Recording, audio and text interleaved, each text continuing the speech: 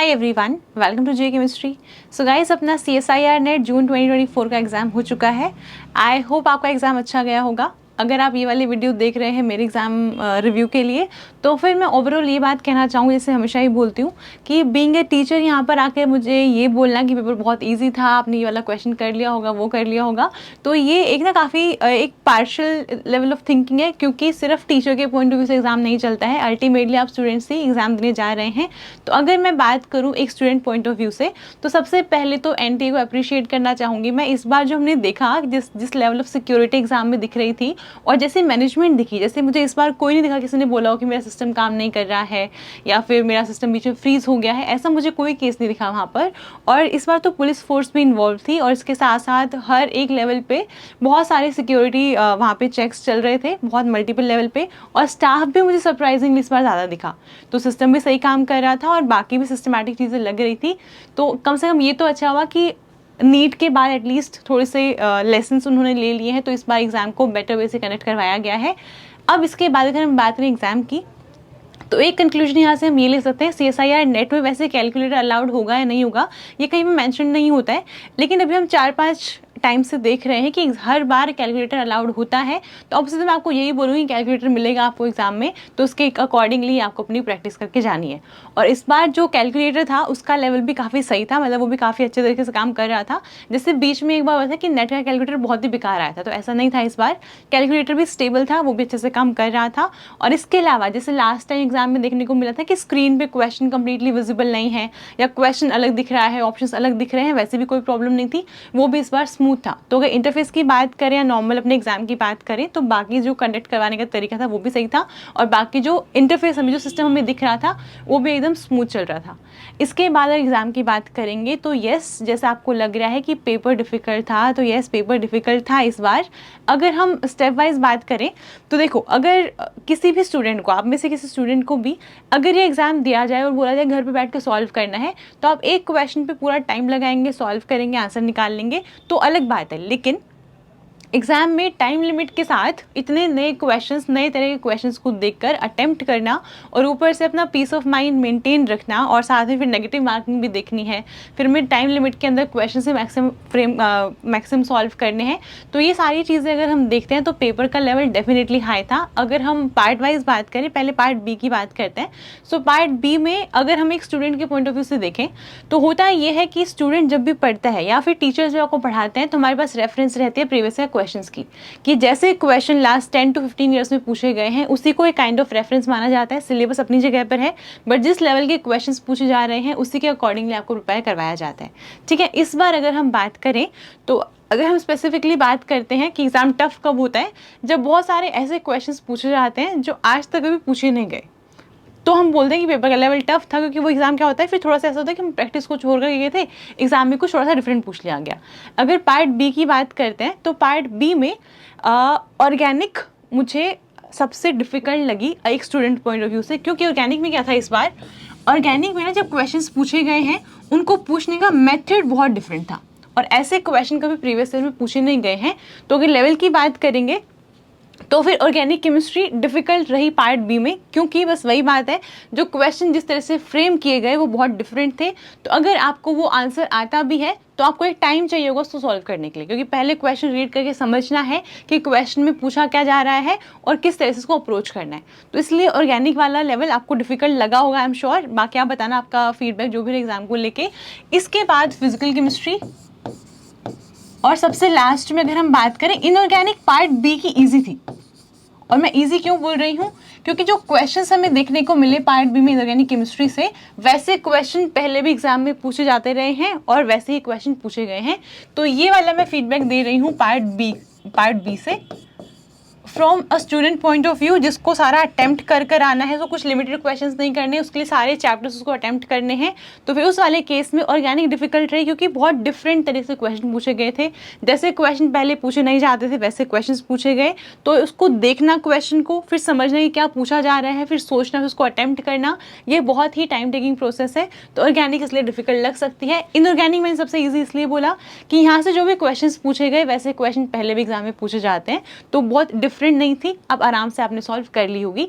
अगर physical chemistry की बात करें, इनऑर्गेनिक से थोड़ा सा डिफिकल्ट लेवल, वही लेवल ऑफ क्वेश्चंस को देख के हम बोल सकते हैं, लेकिन यहाँ के क्वेश्चंस भी जाने पहचाने थे, लेकिन ऑर्गेनिक के क्वेश्चन थोड़े से आउट ऑफ द बॉक्स लगे, है ना। अब अगर हम बात करते हैं पार्ट सी की, तो पार्ट सी में मैं ये कहना चाहूँगी कि इनऑर्गेनिक केमिस्ट्री को सबसे आगे हम लेकर आएंगे in the case of level of difficulty of exam, क्योंकि इनऑर्गेनिक को आगे लाने का रीज़न ये है कि पहले तो मैंने क्वेश्चंस काउंट किए थे, इनऑर्गेनिक में सिर्फ 18 क्वेश्चंस थे पार्ट सी में, इसके बाद ऑर्गेनिक और फिर फिजिकल। ये मैं आपको लेवल ऑफ डिफिकल्टी बता रही हूँ। तो इस वाले केस में एक तो ये मेरा पर्सनल ओपिनियन है, एक स्टूडेंट को कंसीडर करके जब हम पढ़ रहे होते हैं तो उस टाइम पे क्या हमारे माइंड में चलता है और कैसे प्रिपेयर कर रहे होते हैं। तो इस वाले केस में ये हुआ कि इनऑर्गेनिक से 18 क्वेश्चंस आए, ठीक है, और इसमें से भी जो मैक्सिमम क्वेश्चंस थे, काफ़ी सारे क्वेश्चन 5 to 6 क्वेश्चन जो थे वो आपके मेन ब्लॉक केमिस्ट्री और एनालिटिकल केमिस्ट्री को मिला के पूछे गए थे। तो अब कौन सा कलर आएगा, क्या कंपाउंड बनेगा, कैसी रिएक्शन होगी, ये वाली चीज़ें बहुत ज़्यादा याद करने वाली चीज़ें होती हैं। तो ये वाला पोर्शन ऑलमोस्ट एक स्टूडेंट छोड़ ही देता है।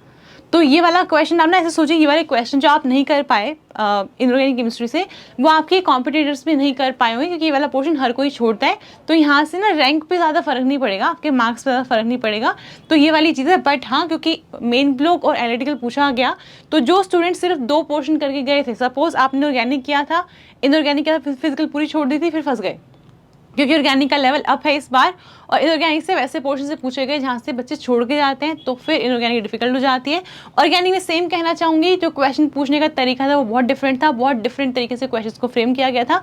फिजिकल केमिस्ट्री दोनों ही केसेस में ऐसी लगी, क्योंकि पार्ट सी में भी जो फिजिकल केमिस्ट्री पूछी गई थी वो ये हो सकता है क्वेश्चन आपको लेंदी लगे, लेकिन उसके लिए कैलकुलेटर दिया गया था, और जो क्वेश्चंस आए थे वो ऐसे नहीं थे कि आप फर्स्ट टाइम देख रहे हो, वैसे क्वेश्चंस पहले भी प्रीवियस ईयर में पूछे जा चुके हैं। जैसे ग्रुप से ये क्वेश्चंस लगा लो आप, या इलेक्ट्रोकेमिस्ट्री के क्वेश्चंस लगा लो, तो ये वाले क्वेश्चन क्वांटम के क्वेश्चन आप देख सकते हैं, वैसे क्वेश्चन आ चुके हैं पहले। सॉलिड स्टेट लगा लो, है ना, काइनेटिक्स के क्वेश्चन जितने आपको देखने को मिले एग्जाम में, वैसे क्वेश्चन पहले आ चुके हैं, आप फैमिलियर हैं उन क्वेश्चन से, है ना। तो फिजिकल केमिस्ट्री वैसे आई जो हमने जिस टाइप के क्वेश्चन देखे हुए हैं, जैसे कॉन्सेप्ट हमने पढ़े हुए, मतलब क्वेश्चन भी हम ऑलरेडी प्रीवियस ईयर में ऐसे देख चुके हैं, टेस्ट सीरीज में आप देखते हैं ऐसे क्वेश्चन को। इनऑर्गेनिक केमिस्ट्री क्योंकि पार्ट सी में, पार्ट बी में ईजी थी inorganic chemistry, but part C में क्योंकि मेन ब्लॉक और एनालिटिकल वाला पोर्शन ज़्यादा हो गया, तो उस वाले चक्कर में क्वेश्चन बहुत डिफिकल्ट हो गए, और उसको याद होगा वही करेगा, और ऐसे चांसेस बहुत कम होते हैं कितना कुछ आप याद करें, रिएक्शन आप याद करें, कलर याद करके जाओ, तो फिर इनऑर्गेनिक वाला पोर्शन डिफिकल्ट हो गया। ऑर्गेनिक में यही मुझे लग रहा है कि ओवरऑल पेपर में ऑर्गेनिक जो क्वेश्चन आए थे, ऐसे क्वेश्चन पहले प्रीवियस ईयर में नहीं पूछे गए। जिस तरह के क्वेश्चन है, बहुत सारे रिएक्शन बेस्ड क्वेश्चन होते थे, तो इस बार रिएक्शन बेस्ड क्वेश्चन नहीं थे। इस बार आपका कॉन्सेप्ट, इस बार जो रिएजेंट वाले क्वेश्चन थे वो स्टेज पे पूछेगी, कौन से रिएजेंट कौन से लाइन से डालेंगे, किस तरह का, मतलब मैकेनिज्म वाले पोर्शन से बेसिकली क्वेश्चन आए कि रिएक्शन के अंदर जाके आपको पता होना चाहिए कि मैकेनिज्म कैसे होगा, कैसे अटैक होगा, कैसे क्या रहेगा, ठीक है। और बहुत अच्छा ये हुआ कि स्पेक्ट्रोस्कोपी से काफ़ी क्वेश्चन इस बार देखने को मिले। बीच में धीरे धीरे क्या करते एग्जाम में स्पेक्ट्रोस्कोपी कम पूछ रहे थे, बट इस बार ऑर्गेनिक स्पेक्ट्रोस्कोपी से भी क्वेश्चन आया, 1HNMR से भी आया, कार्बन 13 से भी आया है, और मास स्पेक्ट्रोमेट्री से भी क्वेश्चन आया है, ESR से भी क्वेश्चन आया है, रमन स्पेक्ट्रोस्कोपी से भी क्वेश्चन आया। तो स्पेक्ट्रोस्कोपी से इस बार वो काफ़ी क्वेश्चंस देखने को मिले। हिट्रो न्यूक्लियर से एक क्वेश्चन देखने को, मतलब हिट्रो साइक्लिक कंपाउंड से एक क्वेश्चन देखने को मिला। बायोमोलिक्यूल्स से मुझे याद नहीं, मुझे नहीं लगता कि उसमें क्वेश्चन आया होगा, और बाकी फोटोकेमिस्ट्री से क्वेश्चन नहीं पूछा गया। तो इस तरह से करके एरोमेटिसिटी से कोई क्वेश्चन नहीं आया। तो इस तरह से करके जो ऑर्गेनिक के जो क्वेश्चंस पूछे गए वो थोड़े से इस बार हटके पूछे गए हैं, तो ऑर्गेनिक का लेवल हो गया डिफिकल्ट। फिजिकल के क्वेश्चंस फैमिलियर थे, इनऑर्गेनिक के पार्ट बी के क्वेश्चन काफ़ी फैमिलियर क्वेश्चंस थे, लेकिन पार्ट सी में फिर वही हो गया कि जहाँ पर हमारे मैक्सिमम मार्क्स लाए कर रहे हैं, 100 मार्क्स लाए कर रहे हैं, और इनऑर्गेनिक जहाँ पे हर कोई पढ़ के जाता है, वहाँ पे मेन ब्लॉक और एनालिटिकल केमिस्ट्री को बहुत ज़्यादा डाल दिया गया, जिसकी वजह से आपके नंबर ऑफ क्वेश्चन शायद आप कम अटैम्प्ट कर पाए होंगे अगर आप सिर्फ 2 पढ़ कर गए हैं तो अगर बात करें एप्टीट्यूड की, एप्टीट्यूड अगर आप पहुंच पाए वहां तक, क्योंकि एक बार केमिस्ट्री के बाद अगर पार्ट बी और सी से निकले तो हम सोचते हैं एप्टीट्यूड के बारे में। जनरली मैक्सिमम टाइम पे स्टूडेंट्स एप्टीट्यूड को तब देखते हैं तब वो केमिस्ट्री कर चुके होते हैं। तो फिर एप्टीट्यूड में अगर हम देखें तो मैंने पर्सनली 7 to 8 क्वेश्चन सॉल्व कर लिए थे, लेकिन अब ये था कि मेरे ऊपर प्रेशर नहीं था कि मुझे JRF निकालना है। मैं एग्जाम देने जाती हूँ सिर्फ इसलिए कि आपके सामने एग्जाम रिव्यू वाली वीडियो ला सकूँ, कट ऑफ का थोड़ा सा प्रेडिक्शन कर सकूँ, है ना। तो मैंने तो अटैम्प्ट नहीं किया, मैं सिर्फ एग्जाम देखने के लिए गई थी। तो क्योंकि मेरे ऊपर प्रेशर नहीं था तो मैंने एप्टीट्यूड वाला पार्ट देख लिया, मैं 7 to 8 क्वेश्चंस कर पाई। यहाँ से मैं इतना बोलना चाहूँगी कि अगर आपने पार्ट ए को किया है तो फिर 7 to 8 क्वेश्चंस आप कर सकते थे, क्योंकि वहाँ पे ना कोई फॉर्मूला नहीं लग रहा था, कुछ क्वेश्चन सिर्फ कॉमन सेंस से और बेसिक मैथमेटिक्स को यूज़ करके हो सकते थे। तो अगर आपने 4-5 क्वेश्चन पे एप्टीट्यूड के कर दिए हैं तो ठीक है, वहाँ से 10 मार्क्स हमें मिल जाएंगे। जैसे एक क्वेश्चन था वो मिल्क वाला क्वेश्चन था, या फिर आपको लग रहा था कि वो हाइट वाले 2 क्वेश्चन आए थे, है ना। तो ये वाले क्वेश्चन ऐसे थे कि आप देख के आराम से कर सकते हो। वो बॉल और स्पोर्ट वाला क्वेश्चन था, म्यूजिक के साथ कुछ ऐसे करके था। तो ये वाले जो क्वेश्चंस थे वो थोड़े से बेसिक क्वेश्चन थे। अगर आपके पास टाइम बचा होगा पार्ट बी और सी के बाद तो आप एप्टीट्यूड में जा सकते थे, लेकिन मैं फिर से वही कहूँगी कि पार्ट बी और सी इस बार कोई सिंपल पेपर नहीं था। तो पार्ट बी और सी में ऐसे बहुत चांसेस है कि आपका मैक्सिमम टाइम वहीं पर चला गया, आप एप्टीट्यूड ना देख पाए हो, है ना। तो पेपर का लेवल अकॉर्डिंग टू मी और एक स्टूडेंट पॉइंट ऑफ व्यू से पेपर टफ था इस बार। जैसे paper last time cut off 118 चली गई थी, इस बार अगर हम बात करें तो कट ऑफ को कम जाना चाहिए। और प्रिडिक्शन हालांकि बहुत जल्दी होगा ये कहना, लेकिन फिर भी क्योंकि ये इनिशियल वीडियो है और अगर प्रिडिक्ट करनी है कट ऑफ कितनी जाएगी, तो मेरे हिसाब से इस बार कट ऑफ कम जानी चाहिए। पेपर का लेवल एक्चुअल में काफ़ी अच्छा था, टफ ही पेपर बोलेंगे इसको। तो इस बार जो कट ऑफ है अगर रेंज की बात करें सो 90 to 95 या 98 बोल सकते हैं, 90 to 100 मान लेते हैं। 90 to 100 के बीच में जेआरएफ की कट ऑफ लाइक करनी चाहिए जनरल कैटेगरी में। और बाकी एलिस का फिर 10 मार्क्स कम आती है थोड़ी सी, बाकी कैटेगरीज के अकॉर्डिंगली आप देख सकते हैं। बट जो प्रिडिक्शन है मुझे लग रहा है कि 90 to 100 तक कट ऑफ जाएगी। बाकी आप भी एग्जाम देकर आए हैं, आपने भी प्रीवियस ईयर के पेपर्स को फॉलो किया होगा, प्रीवियस ईयर के एक्सपीरियंस आपके भी रहे होंगे। तो उसके हिसाब से आप बताइए पेपर आपको कैसा लगा है, कौन सा पार्ट डिफिकल्ट लगा, कौन सा ईजी लगा, और ये ओवरऑल रिव्यू आपको क्या कहना है इसको लेके, और साथ में जो कट ऑफ है वो आपके हिसाब से कैसी होनी चाहिए। और मुझे ज़रूर बताना आपका एग्जाम कैसा हुआ है। और बाकी अभी के लिए सिर्फ इतना ही, नेक्स्ट किसी वीडियो में मिलते हैं। इसके साथ साथ जो मेमोरी बेस्ड क्वेश्चंस होंगे उनका सोल्यूशन मिलेगा आपको जे केमिस्ट्री टीम यूट्यूब चैनल पे, ठीक है। तो आप वहाँ पे जाएंगे, वहाँ पे आपको मेमोरी बेस्ड सोल्यूशन देखने को मिल जाएगा शाम तक, ठीक है। हम अपलोड बस करिए साथ साथ रिकॉर्ड करके, तो वहाँ पर आपको देखने को मिल जाएगा। तो J chemistry team YouTube channel search करना है, वहाँ जाके आपको देख लेना है, ठीक है। अभी के लिए सिर्फ इतना ही। All the very best for your result.